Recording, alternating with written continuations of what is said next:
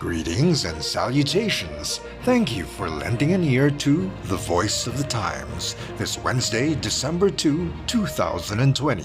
For today's editorial, proposed FIRB is sensible policy. Having failed to sabotage the Department of Finance's or DOF's efforts to implement meaningful corporate tax reform in the legislature, industry groups have resorted to putting pressure on the DOF to water down the provisions of the recently passed Corporate Recovery and Tax Incentives for Enterprises or CREATE Act.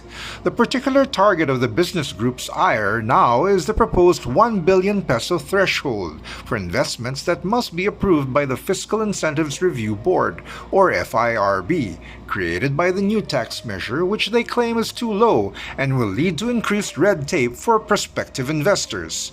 This argument is, at best, a serious misrepresentation of the reach and intent of the FIRB and must be challenged with facts. The Senate passed its version of the CREATE bill by a 20-1 vote last week. The measure now has to be merged by a bicameral conference committee with the House version, passed several months ago, and then sent to President Rodrigo Duterte for his signature, a process the DOF hopes can be completed this month. The FIRB is part of both versions of the bill, but the Senate version provides for a more rapid reduction in corporate tax rates than does the House version. Under the Senate version, domestic corporations with total assets of up to 100 million pesos, excluding land, and net taxable income of up to 5 million pesos will be granted an immediate 10 percentage point reduction in the corporate income tax rate from 30% to 20%. For all other corporations, the tax rate will be reduced immediately by 5% to 25% and reduced incrementally to 20% over the next few years. Original versions of the Corporate Tax Reform Bill proposed a more gradual reduction in tax rates, but the economic stress brought about by the coronavirus pandemic led the DOF to propose quicker reductions as a stimulus measure.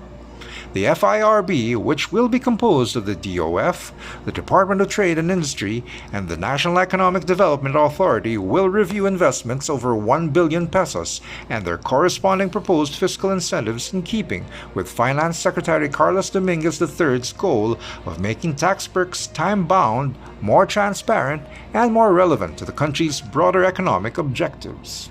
Contrary to what industry groups have claimed, however, the FIRB will not actually add steps to the investment approval process. Prospective investors will still only need to obtain one approval, either from the FIRB or one of the investment promotion agencies or IPAs, depending on the scale of their investment.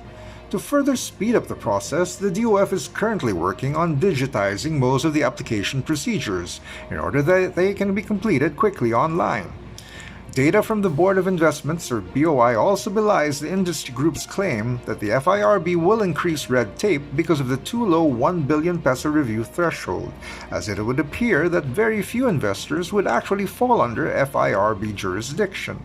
For a 3-year period between 2017 and 2019, for instance, only 3 out of more than 400 investments under the Philippine Economic Zone Authority were greater than 1 billion pesos.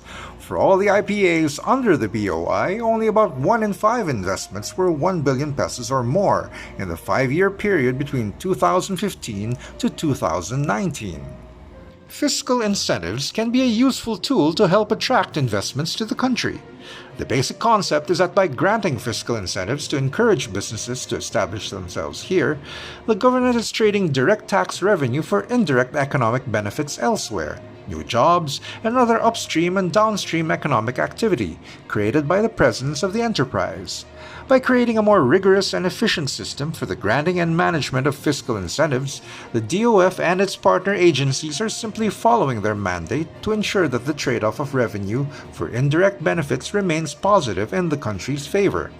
Having fought unsuccessfully for 3 years to prevent the DOF from doing its job, critics of the corporate tax reform measure should accept defeat and work with the government's economic managers to maximize its benefits. After all, one of those benefits is a significant tax cut for them as well. And that's the editorial for Wednesday, December 2, 2020. For more news and information, get a copy of the Manila Times on print, subscribe to our digital edition, or log on to www.manilatimes.net. Follow us on Twitter, Facebook, and Instagram, and listen to The Voice of the Times.